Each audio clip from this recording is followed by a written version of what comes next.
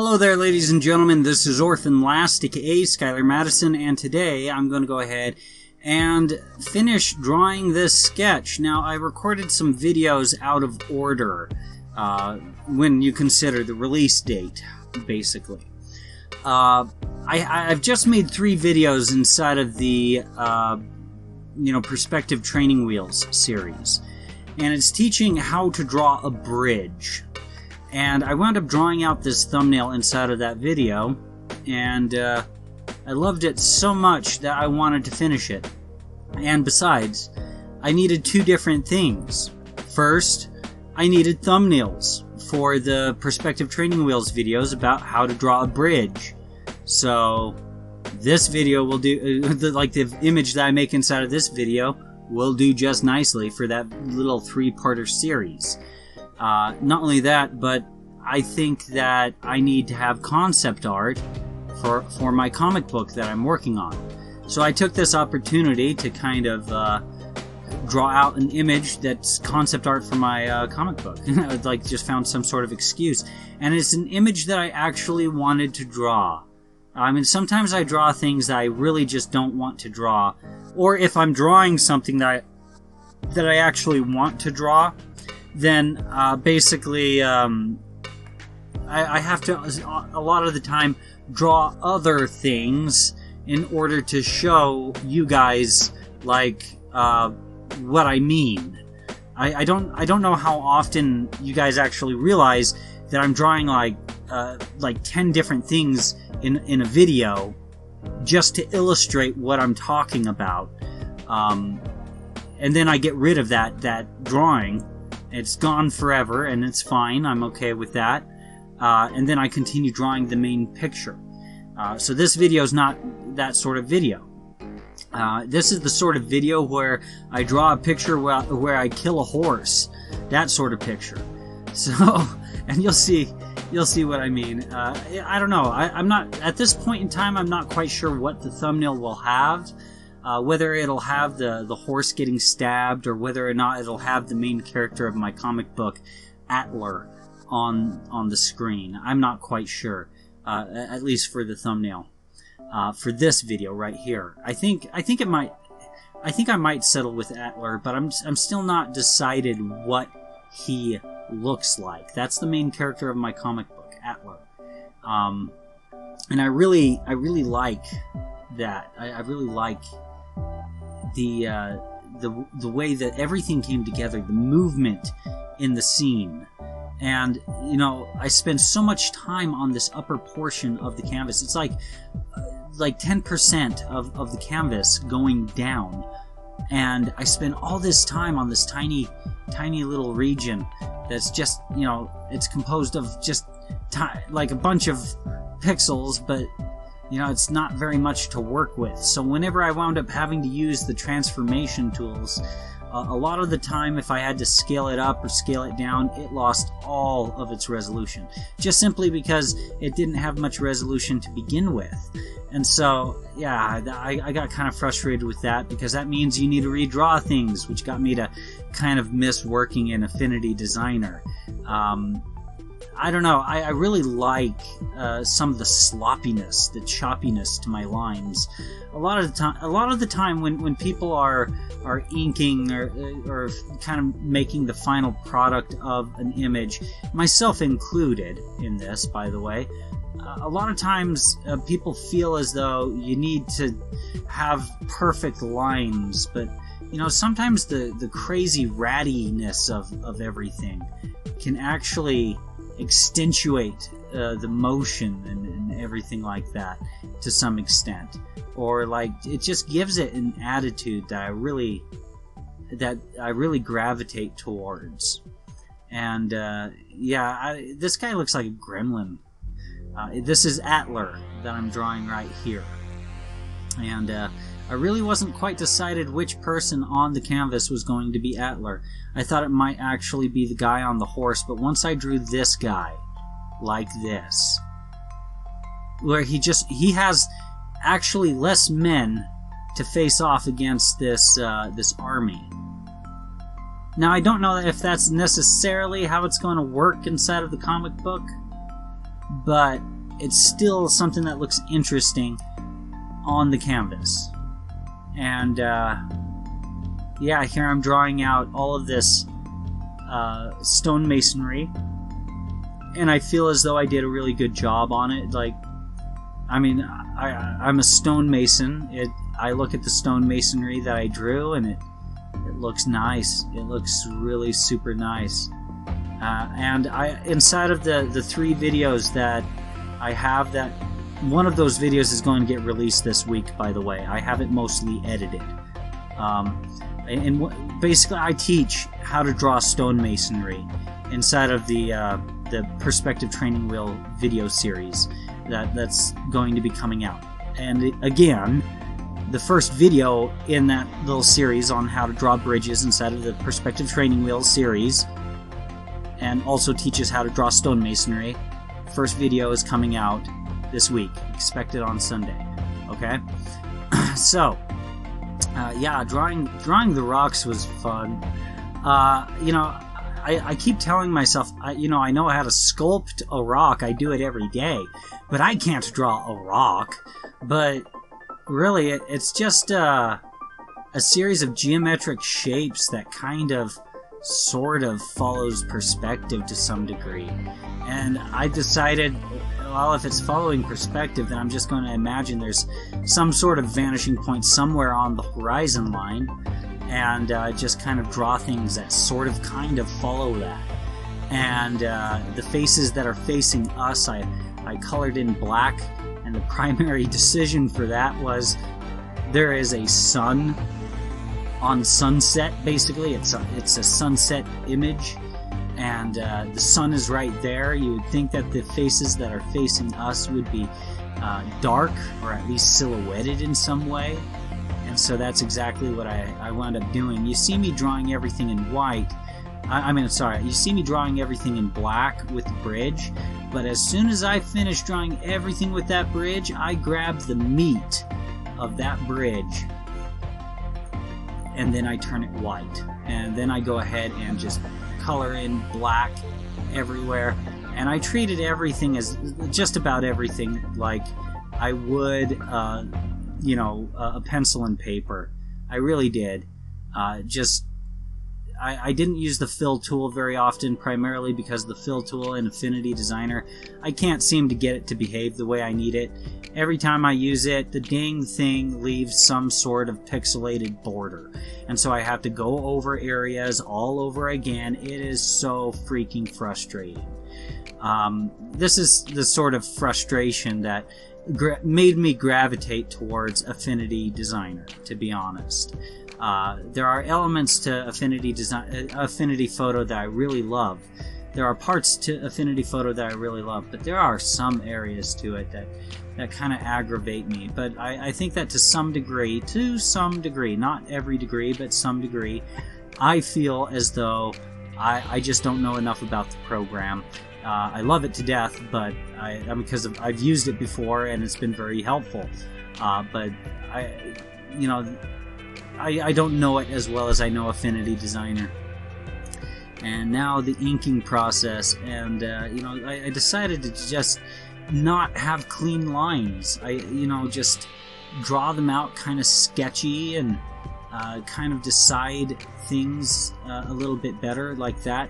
And some of the decision behind that was because I didn't have very many pixels to work with. You have to think, you have to keep reminding yourself, this image is tiny, at least the portion of it that I'm working on.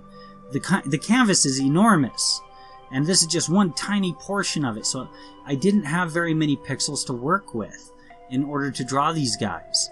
And so I had to treat it kind of like pencil and paper. Otherwise, my lines would just wind up being too thick all the time.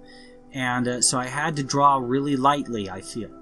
And it really, like, drawing like this, it really kind of got me to feel like I was drawing pencil and paper. And drawing digitally is a very, very, very, very, very, very, very different experience than drawing on pencil and paper.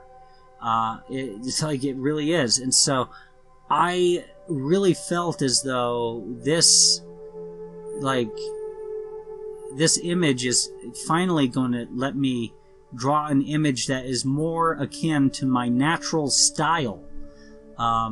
Because like me drawing digitally most of the time, it's pretty standard work, the way it's inked, the way it's drawn, and everything. But this image right here is very much reminiscent to how I draw inside of a sketchbook or something like that. And it's my natural style, my natural look and feel to an image. And yeah, by the end of the video, it's finished enough for me to say it's really stylistic, but it's not finished to the point to where it's like, hey, yeah, everything's got color as it would appear in nature. I look at it and it's like, this is 18 hours worth of footage, basically abridged down with speed painting technology to 26 minutes and 54 seconds. Okay, so like, I spent a lot of time on this image. So if I was working on a comic book, I think I would want to have an art style that wound up looking like this for the entire comic book, where sometimes things are just black and white and other areas are colored. I think that would be interesting for a fantasy story. By the time that the image is finished, like or by the time the video is over, you'll be able to see the final image as it is right now. Okay, I might revisit and finish it, but like, let me know if you feel as though you would read a comic book that looks like this with the way that I colored it. Okay, I'm curious and I want to know what you guys think about that. And because like, if I'm going to go fantasy, I kind of feel like, well, I might as well go all out with the lighting. Like, this is fantasy. This is everything that I fantasize when I draw, put onto paper. So reality kind of comes to a back seat. And reality is pretty hard to define, especially like, not just philosophically, but as an artist as well.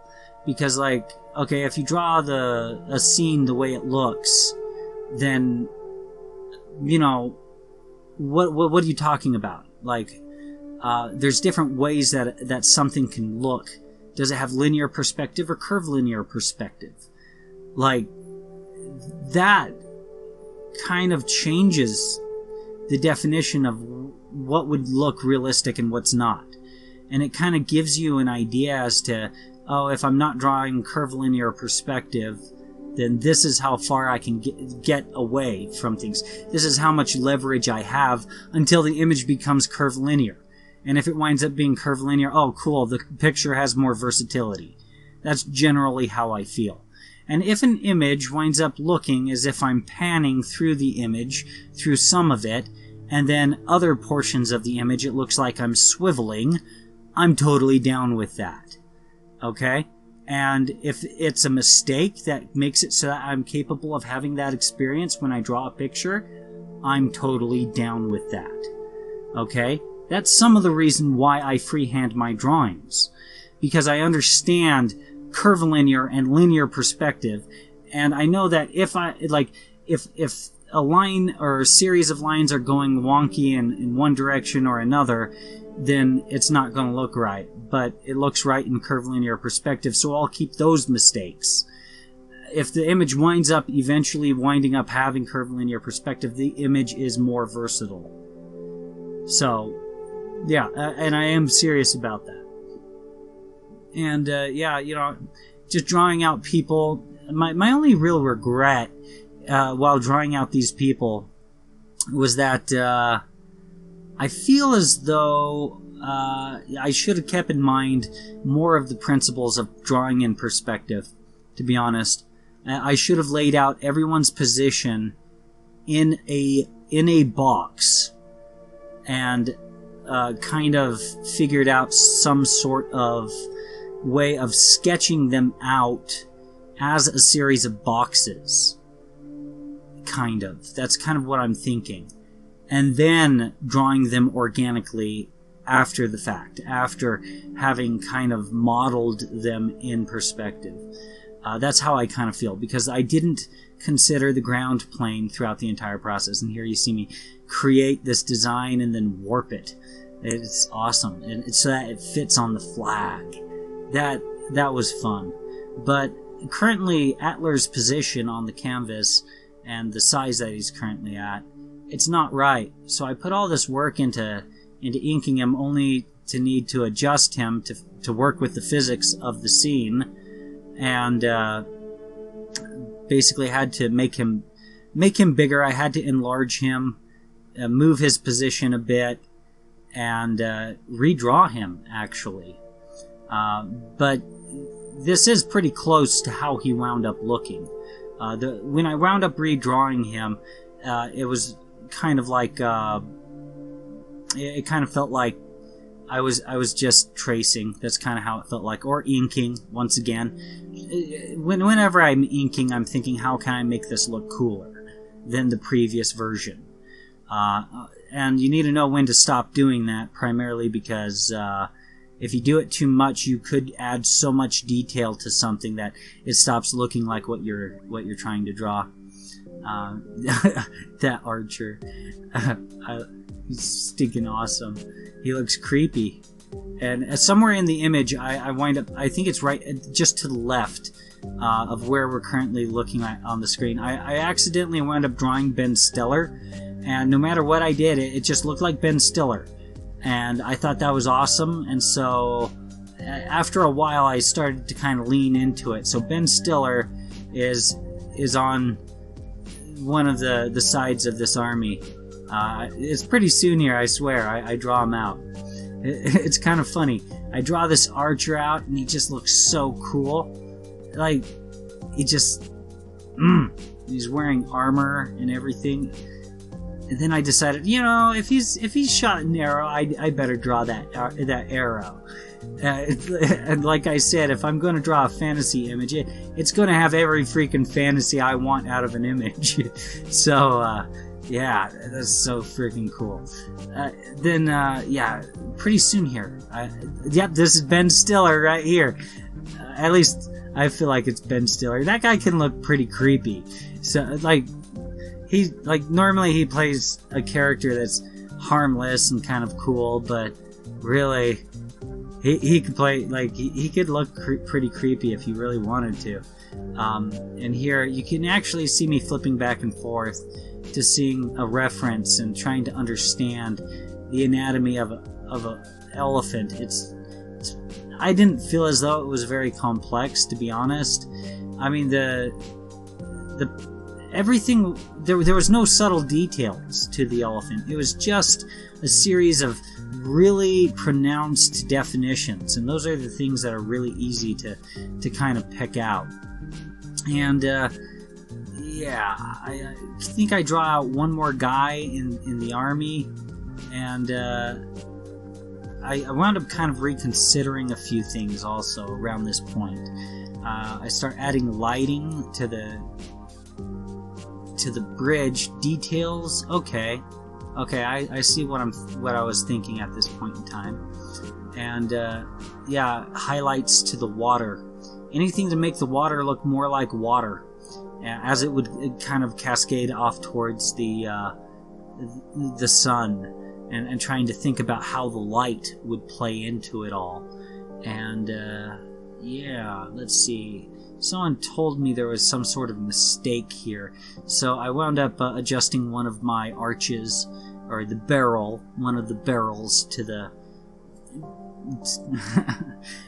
to the bridge. And here I needed to kind of draw out the ground plane again, and I needed to kind of draw out their feet to kind of see. See, I found a mistake. He's just floating in the air. Atler, he's a tricky guy.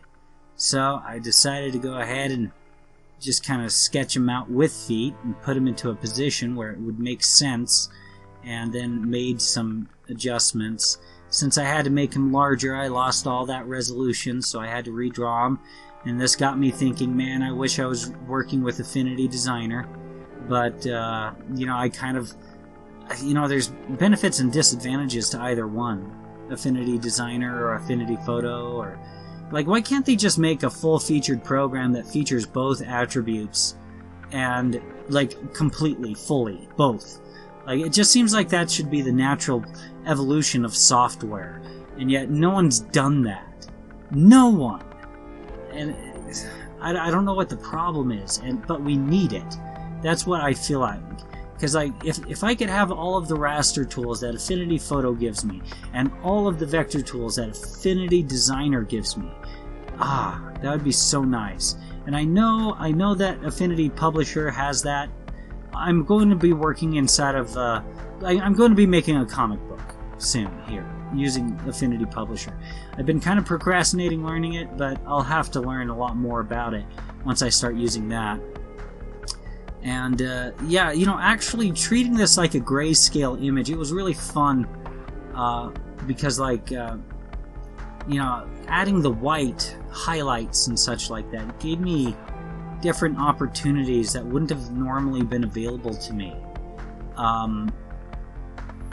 in order to kind of fake the same sort of effect to some things here and there. I would have to do a lot if I only had black to work with. But having white to work with, man, that was nice. It was really nice. It was just kind of liberating, where it's like, okay, I faced a problem. I don't know how to work through this. The grayscale really just took the image to the next level, I feel. And here you kind of see me starting out the coloring process using gradient maps. And I could have done more with the grayscale stuff. I kind of feel like I should have done more, but, like, I'm going to be playing it safe for a little while. I mean, after all, I did make a grayscale painting a while ago, and it just didn't work out. I like, generally people seem to like the image that I wound up making, but I was never happy with it, and I never really considered it finished, and I wasn't really that interested in trying to finish it, just simply because the image just didn't grab me anymore. That's the thing. And I didn't think that it would continue making entertaining content if I continued to work on it for yet another video. That's the main reason why I haven't really gone back to doing grayscale. So I'm playing it safe. And I say that while still having screwed everything up. The placement of my... like, everything's just all over the place inside of the layers panel. And I didn't run into too many problems with that fact while coloring it. The main problem was everything needed to be selected. And I think that the first stage, before I do anything when I decide to color something, is I need to start making... like in the past, when I would use Photoshop, I would use the channels. And I would just create, like, a channel that would have nothing but blacks. And it would allow me to be able to select things really easily. Just control-click, done. Everything that's within that black region is selectable. And, you know, you can do the same thing with the layers panel. It's just instead of the channels is just kind of like... it used to be my go-to thing where I just flip over to the channels, and it's like, this is where my selections are. But I can make a group of just the same thing inside of the layers panel. And I found myself selecting the same things over and over and over again, which is the sign of anybody who doesn't know how to use that particular piece of software. And I'll freely admit I don't entirely know how to use Affinity Photo 100%, but I can still produce this image. So, I think it looks pretty stinking good. And the obnoxiousness of the lighting on the plant life I felt was totally acceptable, because the sun is shining directly on it during dusk. And dusk seems like the perfect time to kind of have this sort of lighting, and I kind of experimented with it even more. And it's a yellow orangish sort of light, so I picked yellow to work with because the sun typically is perceived as radiating yellow light. And so I kind of played with it, creating rim light here and there, and just generally playing around with maybe something would be translucent in some way, like a flag, and how much translucency would it have at that distance, or what have you. These are the sorts of things that I was thinking. And here's the final image, and I think it's come out looking really nice. Like this whole drawing experience just kind of reminded me of how I used to draw when I was a kid. On the spur, on the fly, I'm going to draw this, and it's just going to blossom into its own thing. And I felt like it was just pure creativity then, and I feel like this image is just pure creativity now, and it just looks really nice. Technically, yes, the sun would be brighter than the guy's cape, but where would be the fun in that? I don't know, having things be in grayscale partially kind of appeals to me as a style. Would you guys watch a comic book or read a comic book like? Leave a comment in the video description below. Anyways, guys, that pretty much concludes it for this video. If you guys enjoyed it, please feel free to like, share, and subscribe. And if you would like to get more notifications from me, feel free to click on the bell or go ahead and follow me on Twitter. If you'd like to participate in my community, I have a Discord channel. A link is supplied to my Twitter and my Discord in the video description below. If you'd like to support my channel, there's a link to my Patreon in the upper right corner of the screen right now. It's a button that looks like my mascot. Any support would be much appreciated. And if you'd like to see more of my content, feel free to click on anything that's appearing on the screen right now. Thank you very much for your time.